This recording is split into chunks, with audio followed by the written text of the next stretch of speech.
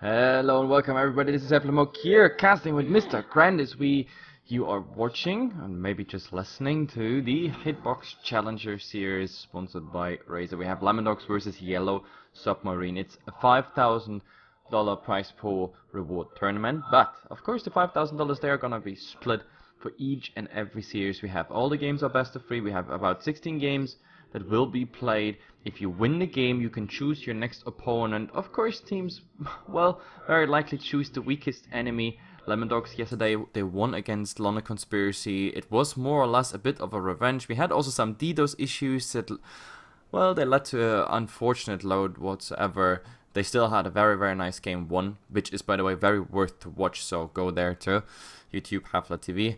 There you can definitely watch that. Either way, we're on the day 2 of this tournament. LemonDogs, they challenged YellowSub. Supposedly an easy team for them, but I don't think so, because YellowSub, they disappointed and surprised at the same time pretty much in the past. They had some nice upsets against Hellraisers, London Conspiracy, Moscow 5, and even other teams where they managed at least a 1-1. Even TI qualifiers were very surprising. They rushed through the open qualifiers, and that pretty much secured them a spot here in this tournament, because I think they're a very respectable team. Grandis? Yeah, I think so as well. Disruptor. As far as this draft is concerned, we're going to start things off with a Tusk first pick for LemonDogs, really popular hero and a great one for them. We'll follow that up with Disruptor, and it's a Winter Wyvern IO for YellowSub. But as far as these two teams are concerned, in their last match face-to-face, YellowSub actually pulled together a victory in the Join Dota League. And although it was a very cheesy draft in general, running like Beastmaster, Tinker, IO, just a very global Boots of Travel strat, it worked out for them. So we'll just have to wait and see if they're able to pull something through. I think the odds are very close to this game on Dota 2 Lounge, and it sounds about right. I think both of these teams should be able to put up a good fight. Absolutely. It's yes, cheesy draft. This one, well, I'd say we don't have much cores left. That's the funny part. At the moment, we have like Naga Siren support or core. It doesn't really matter. Both is very nice at this point. We have the Leshrac Bandit out. We have, well, Queen of Pain, Shadow Fiend, Storm Spirit. In case they want to bring something for the IO, also the Tiny. So it's kind of incredible what we have banned out. They both pick supports. Nice utility heroes, but there's really what cores are left? No, not very many of the top tier cores. The first one that comes to mind is Gyrocopter. That hasn't been touched yet, and that would be a good pickup for YellowSub. A decent IO partner, and just in general a good hero. They'll ban out the Shaker, and let's see what they go into as far as their pick is concerned. It's a Beastmaster, so maybe you are going to see that global strategy that they pulled against LemonDogs earlier, just a couple of days ago. But yeah, this is very scary. IO plus the Beastmaster gives you a lot of vision from the Hawk, can set up ganks pretty much anywhere, and we might see early Boots of Travel coming out from this Beastmasters. Very potent to go up against, and very scary too. Let's see if LemonDogs are prepared. The global strat, like, you have watched the game, I have not. Explain to me, like, I mean, besides the bird and potential BOTs, and of course the relocate, what was the strat they were going for? It was Tinker Beastmaster, pretty much, okay. and then they just had an IO on the side, so they could have their whole team on top of you from nowhere. Yeah, pretty much. Double impressive. relocate, Beastmaster, Scouting, Tinker coming in. Yeah, that would make like 4 people plus X onto a fight. That, of course, is very interesting. And again, there might be a Disruptor waiting for you, as well as a Tusk can stall a nice time with the Snowball, obviously. The good thing is, the buns at the moment, they don't allow, like, for example, a fast Tinker reaction. So if they really want to have the Tinker, they're gonna pick it 4th, or they can steal it, of course, with their 3rd pick. That's what LemonDogs could do, but I don't think a Tinker is what they really wanted to go for.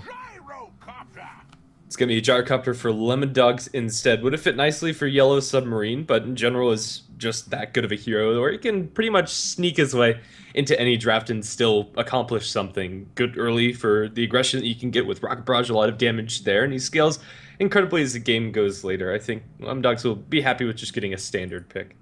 Yep.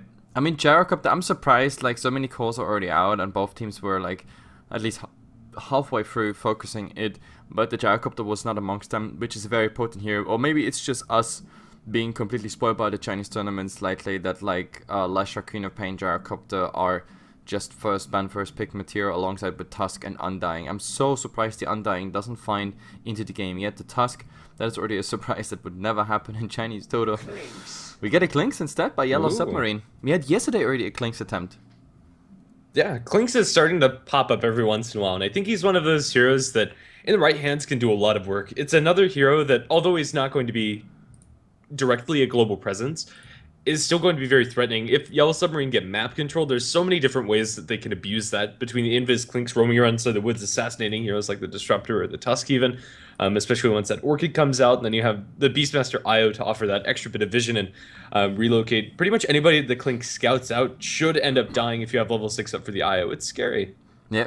I mean, when it comes to scouting purposes, Yellow Submarine has a pretty nice setup. You have you have the bird flying around that covers like half a map. If you place him nicely, it's like additional ward if you really have a nice micro up there. The Clinks will, of course, Ghost Walk and Skeleton Walk, actually it is. Ghost Walk, that's Bounty Hunter.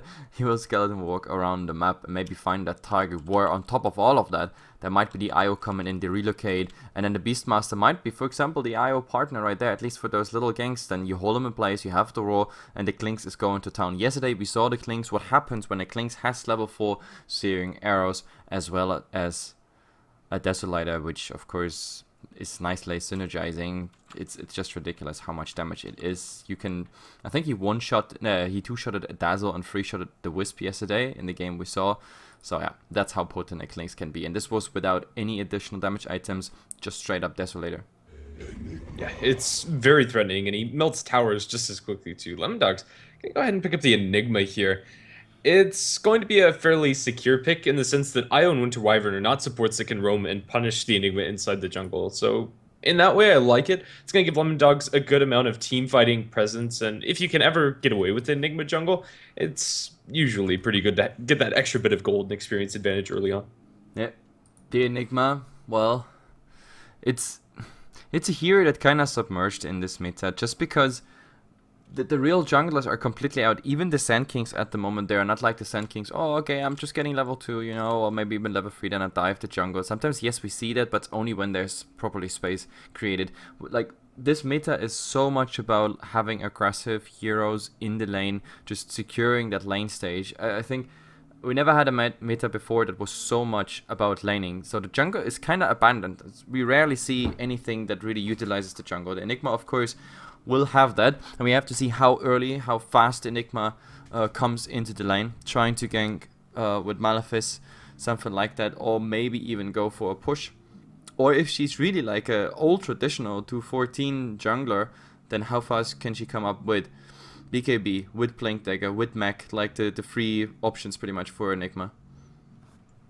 Well, with the last couple bans coming out, both teams seem to be lacking their mid laner, although there is some potential for a Gyrocopter or Clinks mid. Those heroes can hold their own in a solo lane. It's unlikely. We're going to see Lina banned by Yellow Submarine. I think that's fair enough. And then Tinker banned by LemonDogs.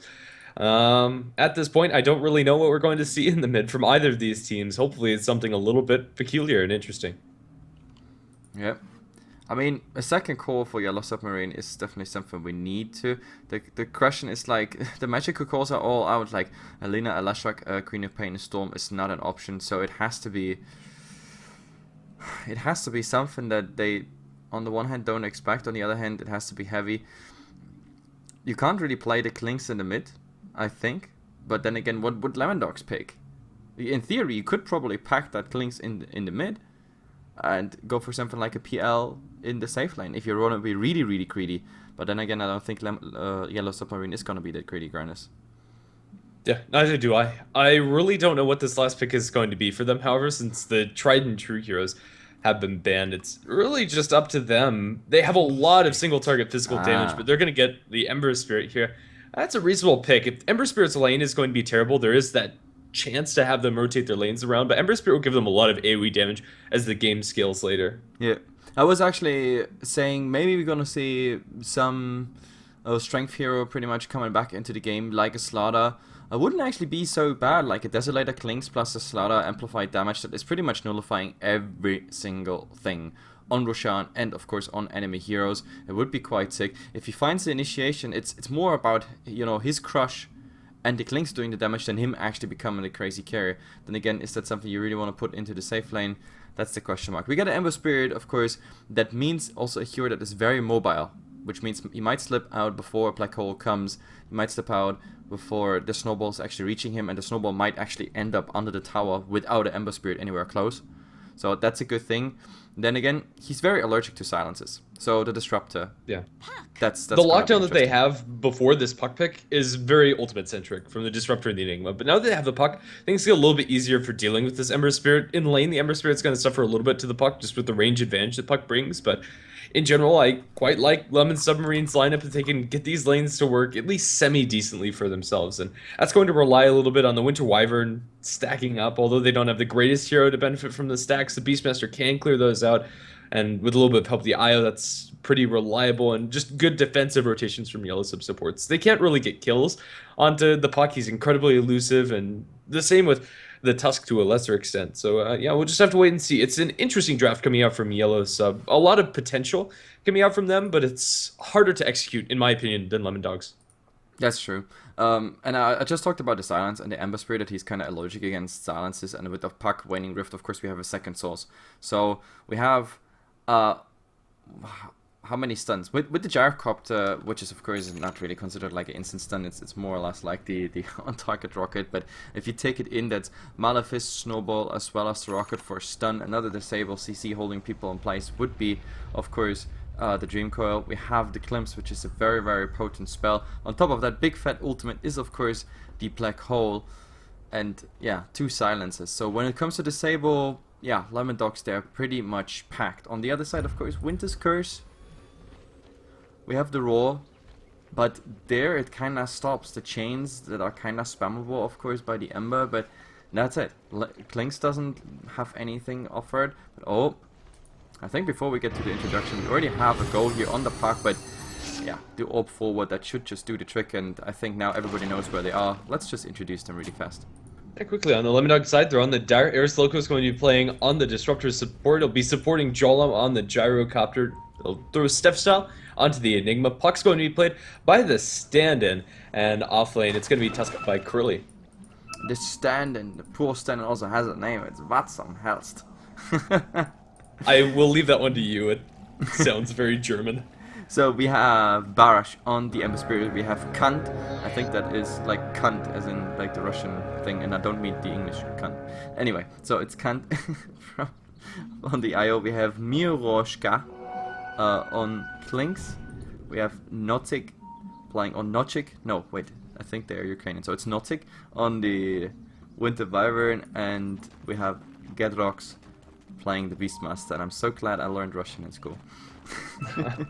Absolutely. If Google translates to be believed, Aya's name means two. So that's a little bit easier for me, at least. But yeah, we'll go into these lanes. It's Puck versus Ember Spirit in the mid. Should be a pretty Puck-favored matchup. Puck has a nice range advantage, and although the damage is pretty close, Brash is going to be under a little bit of pressure. Although Flame Guard isn't going to be the easiest to be burned through as he levels up a little bit more. Killing off this Puck is going to be almost impossible for him. Chains are good, but they're not that good. Yep, at the moment Krilly, he won't get the harass damage like the Winter Wyvern gave it fast up because he wants to stack, which he's doing right now, which means Krilly is gonna get at least some level here under the tower. That might be interesting for him to get at least a level 2, at least a level 3. From there on he can even start roaming. Disruptor, Eris Loco is coming in, wants to harass a bit on the Beastmaster, but to be honest, you cannot really go for a Beastmaster plus the boar, but Eris Loco is well aware of that, and he uses the Thunderstorm directly on the boar, just for additional CS. Yeah, it's going to help out the Disruptor quite a bit. In fact, he's sitting at 3 CS, keeping pace with the Ember and the Klinks, even though a lot of those are just little summons coming out from the Beastmaster. In general, these offlaners aren't going to be zoned that heavily since these lanes are fairly weak coming out from both of the safe lanes, and with IO's support, this Beastmaster can put a lot of aggression into Eris Loco. If there's Boar's Slow, or maybe even Orb of Venom comes out, they could end up just chasing down this Disruptor if he's not careful. Yep. I mean, you can do quite some nice harass damage on the Gyrocopter, especially as an IO. All you have to care is, like, do never ever get close to him. Rocket Barrage has been nerfed, but it still hurts, especially on an IO. So that's something you don't have to do. It's against the Gyrocopter, it's all about range. That's why you also mostly see the Face Boots rush on him in the mid. Ember Spirit with all the right clicks, melee versus range. He was already forced into that salve, so Vatsam is doing here a good job. We have an invisible Winter Wyvern also rotating in. That is maybe an opportunity, but by the time his Arctic Burn is ready, his invisibility rune pretty much runs out. It's still a potential courier snipe. He kind of missed it like 2 seconds ago. Yeah, and I don't think he's going to stick around for it to come back out. The Puck has already had his bottle delivered. It's not going to be flying through mid until he gets his boots more often than not. So that Invis rune probably not going to set anything up for the Winter Wyvern. In his absence, Tusk is getting a lot of experience up to level 3 in this bottom lane. Pretty good for the Tusk. Whenever the Wyvern's here, the Arctic Burn is annoying, but this laning stage looks to be pretty even, and that favors LemonDogs since they're the ones running with the Enigma in the jungle. Yep, the Enigma at the moment, it's really the full-time jungler I've been talking about, so he's straight going for it. The first step, of course, for every Enigma is that Soul Ring. Pretty much with the Soul Ring, you never have to go ever back to the fountain unless you get damage in. Beastmaster going for Ares Loco. Oh god, this is Rocket Barrage directly, 100% into the Beastmaster. He's still on half HP. There's the Thunderstrike as well, doing quite a lot of damage. They still have no clips, so yeah, he has to just run and run. But the problem is, yeah, Salve and the movement speed. I don't think they go for it, but there's Enigma. Malefice level 1, and that should just do the trick. Jolem, Rocket Barrage, is it enough? The Rocket Barrage damage will come through. That's first blood drawn by LemonDogs. It takes a decent amount of commitment. Stepstyle will still be happy that he's involved there. They pull everybody off of the lane, but on the same side of the coin, the IO has completely left top. Mid lane, Chains will connect onto the puck. He can't phase shift here. He'll take a lot of damage, but we'll be able to jaunt to his orb and stay out to safety. But still, that's a lot of harass for the Ember Spirit, and he's doing quite well. 14 and 9 compared to 16 and 2 on the puck. Yep. I actually think that Beastmaster might have been safe if he would have really just taken the blows, directly run through the gyrocopter and into his tower. Because that way, Stepstyle was able to, you know, just rotate in and do something, but, well, he thought he's doing himself a favor there by a bit juking around, avoiding some Rocket Barrage damage, but in the end, that didn't really work out. There's a lot of experience tonight here to the side in that double pull camp. Well, at least they managed maybe to get some pressure up here in the mid. But then again, I also doubt that the new creep wave not early enough. Siege creep is going down. Bottom. Well, the pressure starts now. Level 3 searing arrows. That's gonna hurt on the tower. Yeah, a lot of damage. There's not much that Tusk can do about this. He'll throw out ice shards every once in a while to thin out the creep wave and get a couple of CS for him, but his tower's going to fall sooner rather than later. And the same can't be said for the Radiant offlane. Beastmaster isn't under that much pushing pressure. Gyrocopter, although at this point can... Oh, they'll find the puck. He has a phase shift, and they're getting a lot of damage from the Ember Spirit under their tower, but a nice aggro toggle, and it looks like they'll come out on top of that trade. Another Malefice rotation from the Enigma, but it's only level 1. Brash can turn this around with Chains on the Stepstyle and the Remnant 4. That's going to be 2 kills in the mid lane for Yellow Submarine. Yeah, that is a level 3 Flame Guard, which still, I have no idea how much magical damage he got before from the puck, but it was not much. So the Enigma hoping there to like really Malefice damage him down with also the IO still attached with the little umbilical cord. That was not the right thing to do. So I think that was the best call Barash could do. Just turn around, say, Enigma, you with your Soul Ring alone, you're not gonna do anything there. Yeah, and it's gonna slow down Enigma's farm for quite a while. He's gonna have to make the trip all the way back towards his woods, and what once was a free farm Enigma has slowed down quite a bit. Although it's still good that he's getting a lot of experience for their team, this Ember Spirit's starting to pick up a lot more momentum than I would have thought. In lane, this Ember's been playing very well against the puck, and finding 2 kills is absolutely huge. Even though he didn't get the last hit for both of them, it's very nice. Well, we all had this like nice little action in the mid. Oh, what's actually going on? The puck. That orb forward, that was completely unexpected now. That is actually the wrong direction for a puck, and this is probably the best thing you can do, just TP out, because the Klings also left his lane. He was looking for the puck. He didn't have enough mana, like he had enough mana for like 6 shots or something at this point, but yeah, considering a puck slow HP, that would have been easily enough. Yeah, that aggressive Elixir Orb's only going to cost Puck the 100 gold for the TP. Makes it back to his tier 1 tower safely, as Ember Spirit was just a little too far away with no points in slide. It's pretty difficult to get in range for the Searing Chains to cancel out TP. But bottom lane, Tusk is going to eat a lot of harass. Even though he shouldn't die here, that's going to drop the Tusk low. He'll go for a short range snowballing. Curly's going to die. My goodness, I underestimated Klink's damage. That was impressive. With the Death Pact up, he's hitting for 123 plus 6 base, and then you add the Searing Arrows on top of that, that burns. Yes. Yeah, it does. Like, most people actually underestimate how much damage the Klinks does. It's a tiny little skeleton most of the time. It's just very annoying. I would look at this. Gyrocopter. If we had just Aurora right now, that would have been such an easy kill here on Jolem. He's gonna eat some spirits of the Wisp. That's pretty much all about the damage there is, but Beastmaster, he needed a lot more experience to really make this one a kill. The level 2 axis is just, yeah, not very impressive. TP's in mid. A big smoke up coming out from LemonDogs. This is an aggressive rotation to pull their gyrocopter off of the lane, but with Black Hole and with everything at the ready for them, they can feasibly get some high priority kills here. They'll lead the Disruptor up towards top. Aerosloko is going to take a lot of damage, but for now hasn't fallen. I'm not sure they're going to find anything very important. Even if they kill off the Wyvern, that doesn't matter, especially if they lose puck in mid. He's going to get chains down, or do they even need it? Remnant 4, the damage is there. Back to the smoke down in bottom lane. They'll find the Winter Wyvern. They're going to Malefice him up. Translate a couple of those creeps into Eidolons, but over the trees, and the Winter Wyvern is going to end up going down, blown up. But still, I think that's a lot better for YellowSub, the trade. They get the puck, and Gyrocopter's not farming during this time. Jesus Christ, look what just happened to that forest. Like, if Creepy saw that, they would go full nuts on us here. Like, there was so much Arctic Pun. Like, everything was just thrown into that. But yeah, you're right, that the farm is continued while they smoke up top. The Beastmaster is very thankful for this because suddenly he got 2 levels. Oh, look at Aerosloko. 1-2 shots for the Clinks. Easiest kill of his life. Yep, and this is also a tier 1 tower going down, while on the mid the tier 1 tower was already going like under attack, and I think they're gonna continue right here, but right now they rather wait.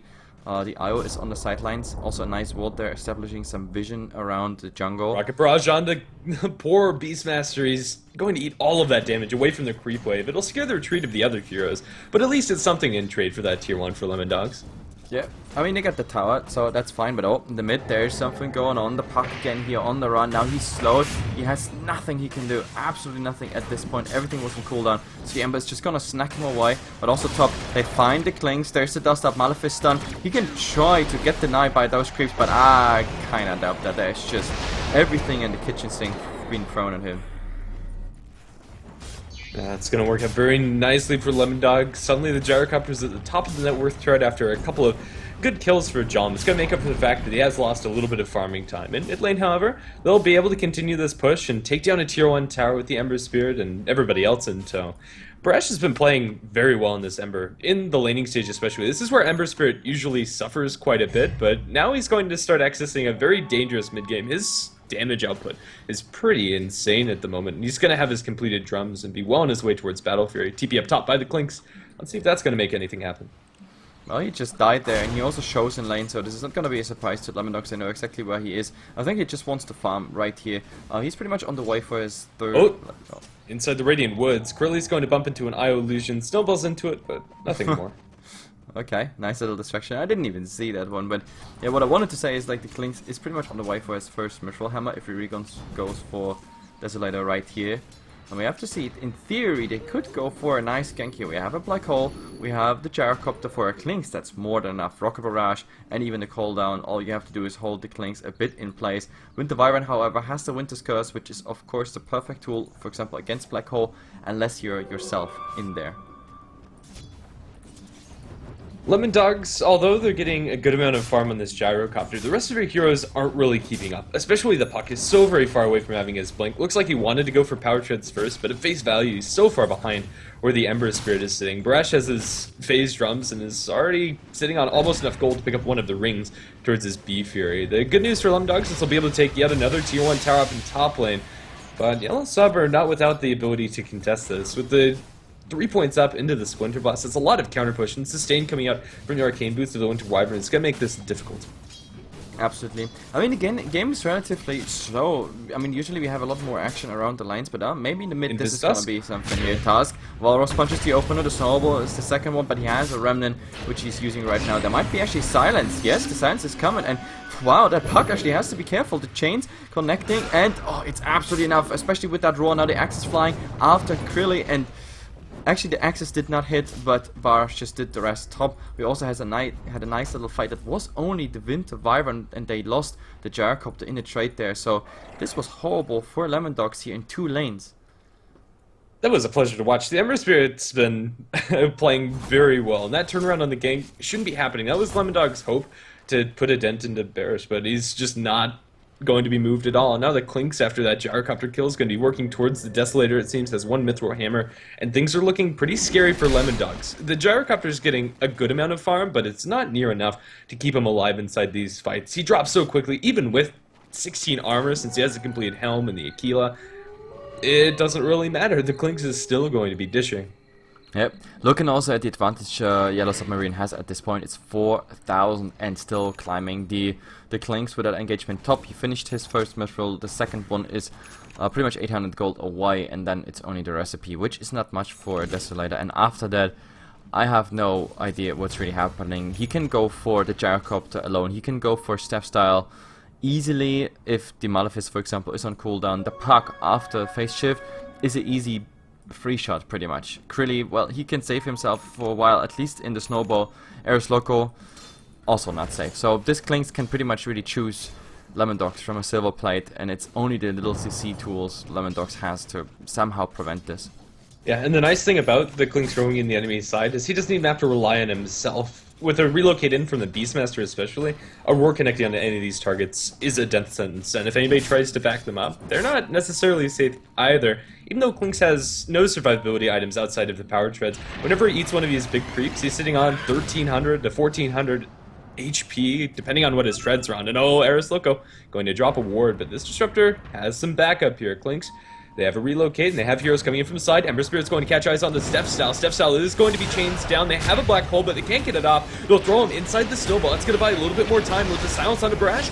The Ember Spirit's going to be dropping low, but not low enough. Black hole into the sidelines. Catches out through with the follow-up from the Puck. They're going to lose the IO as well as the Wyvern, but Ember Spirit is still standing strong. He'll kill off the Gyrocopter. Now they jump in. Krilly going to be ripped apart by this Clinks, and it's still a good trade for YellowSub. Barash is sticking around maybe a little too long, but the Puck can't do anything with no mana. It's a triple kill for the Clinks and a double kill for the Ember Spirit.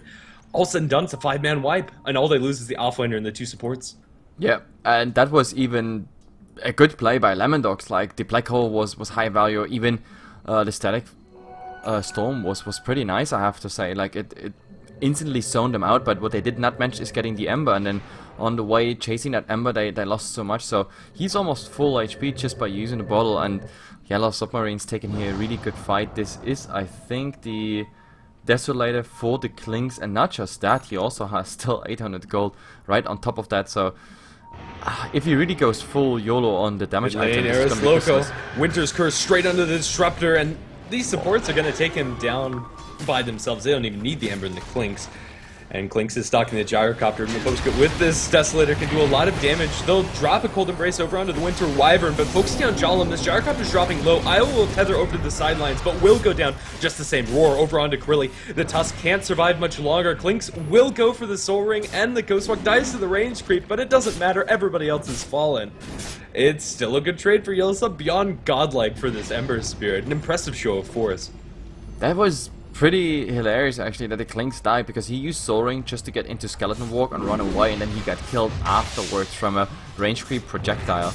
So I think the Clinks is kind of pissed, because he would have left if he was not going for the Skeleton Walk Soul Ring action. But oh, there's a relocate in the mid. I think this is just the bottle courier. Yes, this is just the bottle IO coming around and just helping them to sustain the whole thing. And oh, Eris Loco trying to like do something here on that push, but that was pretty much for nothing. There's a snowball, but it's not just going anywhere. It's big, and now here's of course the problem. Wall was punch buying some time. There is John coming in. There's a nice AoE setup for him.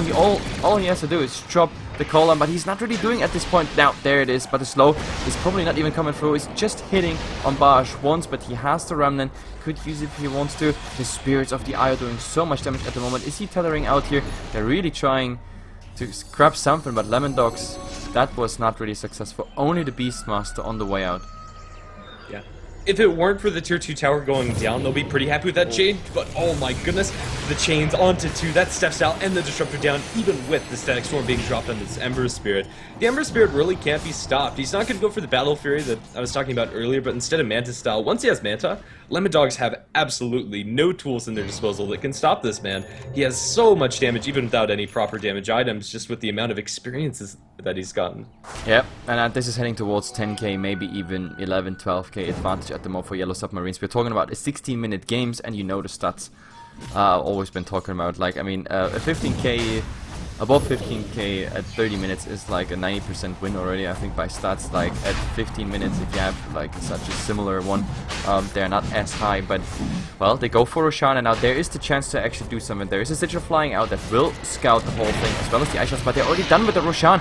Well, nice call on coming here on everybody, but the Gyrocopter is locked on. He has no BKB. He can't be protected against all of this barrage. Well, he has the Aegis. He doesn't really care at the moment. He's still alive and still going. There's no black hole. He's just not gonna get it through. He's dying before anything's happened. Arisloka is the only survivor scouted by those little necro creeps, and I think his life is just over. Let's just wait for it. There we go. A last projectile. Klinks is gonna take him down. It's another 5-man wipe. All they lost was the Aegis. Yeah, Aegis for 5 sounds like a good trade to me. They're getting so much money on this Klinks and Ember Spirit. And Ember Spirit doesn't even have to spend it to still be relevant. He's sitting on 4,000 gold in the bank. Near enough. He could go for Radiance and it wouldn't matter. That's pretty much the state of this game. Klinks is sitting on 3,000, but these fights are so convincing for them. LemonDogs haven't found a good black hole in a long time. Even if they got it, their supports are so far behind and their puck has nothing. This puck has halfway towards the Blink Dagger as a mid-puck 18 minutes in the game. That's going to be melee barracks down. They'll jump in for the silence, catches out 2 with the snowball. That's pretty good. But they'll chains them down, and with the call down not connecting on much of anything except for the Beastmaster, I don't think they'll be able to secure any of these kills, it seems. TP out by the Winter Wyvern. Enigma's looking for the black hole, but Krilli's already down. And now the Klinks is going to open up into Steph-Style. Steph-Style's dropping so low. The mech will survive a little while longer, but Ember Spirit's going into the base. It doesn't even matter, they doesn't have the Aegis, it's beyond godlike for him. He's 12-0 and 11, and YellowSub looks like they're coming away with Game 1 victory. I don't see much hope for LemonDogs unless they get the Dream Black Hole, but without a blink, I don't see that happening either. Yep, it's just, they come directly from the fountain, want to push forward directly into the next fight, but that next fight is just as horrible as the next one. LemonDogs, they're not finding the right, the right initiation, the right positioning in those fights. You already said it, like, there was no black hole whatsoever. The Gyrocopter, he badly needs a BKB, but even with the BKB, like, I just don't see much less damage on him. What does BKB do for him this game? The lockdown that YellowSub have, it's Beastmaster Roar and Winter's Curse coming out from the Wyvern. Both of those are huge BKB piercing disables, and even though the damage from the Ember Spirit right now is pretty magic based, he picks up the Battle Fury, and Klinks has the Deso, so they'll be able to eat through the Gyro, BKB or not. The good news for LemonDogs is they're getting a pretty big Ancient stack, but this is going to be interrupted. I don't think so. Yes? Yeah, we'll just wait and see. Klinks coming in from the south. Ember Spirit going to Remnant forward. A very fast Remnant catches chains with both the Gyro as well as the other. They'll put the Winter's Curse onto the puck. He can't do anything, but saving the Gyro's life for a little while longer is good. War onto the Disruptor onto the high ground. There's your black hole. A little bit of follow damage onto the Klinks. Maybe they can get this one kill, but now the rest of the heroes are up. They're all going to fall so very quickly. That's Gyro down, and there's Krilli. That's going to be a 1-for-5 exchange, and this Ancient stack will go down to the Beastmaster and Ember. Yep, that's why you never call it a day before it's actually, sundown. This Ancient stack is, I think only 2 creeps went to the Gyrocopter, the rest was pretty much taken by, this fight. And, like, just the bonus on top, they also got 5 LemonDog cures. It's just getting completely out of control. The only thing they lost was really the Klinks in the black hole, which was an easy thing, of course, for the Gyrocopter, but there was just not enough damage. Also, fun fact is that in order to get these Ancients, he was using Flak Cannon right there. If he had the Flak Cannon for the black hole, that would have been amazing. That would have probably done the damage necessary to get the Winter, maybe the IO down. But yeah, he had it on cooldown exactly for the fight where they finally found a black hole that was actually nice. You got 3 people, even the Ancients. So yeah, the black hole wasn't bad. But they're not going to have that for such a long time, and even with a not bad black hole, that's not what LemonDogs need. They need a convincing T-fight win, not a Klinks for 5 exchange. Even though Klinks is very farmed, and that's a good kill for them to get, LemonDogs need to have answers for the Ember Spirit too. I think the best case scenario inside these fights is that they kill off the Ember Spirit or the Klinks. They can't deal with both of them. Tier 2 tower and bottom will fall, and high ground's inevitably going to be pushed. They have Necronomicon coming off cooldown now. With the Decimal Klinks in the Necro book, these towers are going to fall so fast. Yep. Necro alone plus the Deso debuff, like the 2 wars, it's just ridiculous. The tower from range siege, plus of course the attack speed is amplified by the IO. That is just ridiculous. So this tower definitely going down. They keep the cliff probably for the racks. So tower is going down. It was actually denied by Steph-Style. Sure, why not? At this point, it's probably worth to deny this. Yeah, it was going down either way. It's a little bit of economic damage, but the Necrobooks are still on the ground. They focus down the range barracks, and they get Aurora over onto Krilli. The follow-up isn't there to kill off the Tusk, but a Winter's Curse over onto Jolum. The Gyrocopter going to drop low. As soon as Clink starts eating into him, there's nothing they can do. Gyrocopter's down for 50 with no buyback. They'll get a decent static storm that's going to zone them out a little bit, but this damage is insane. Triple kill for the Clinks, and Eris Loco barely survived because of his glimpse, but it doesn't matter. That's good game called out. A very commanding game from YellowSub. Yeah, very commanding. I mean, look at this. This was heading towards like more than 25k advantage for Yellow Submarine. The laning was kind of okay, but as soon as like the puck in the mid started dying, like, and the Clinks got delasted on the tower, Krilli couldn't stop him anymore. He himself wasn't too good in experience like from there, and it was just bad news. The Ember, usually a hero that does not unfold that fast into a game, but it was first of all well played, and by the help of the IO, he really found so fast into this game that he made such a good impression. He's 12, 0, and 18 at a GPM of 650. That is very impressive, obviously. Anyway, guys, it's a best of 3 series, so LemonDogs, they get a second chance here to come back, and maybe we're gonna see a 3-game series, or of course Yellow Submarine make it a 2-0. Very impressive by them. That's the reason they were invited for this tournament. My name is Heflamoke, casting here with GrandisV on the Hitbox Challenger by Razor. Be right back.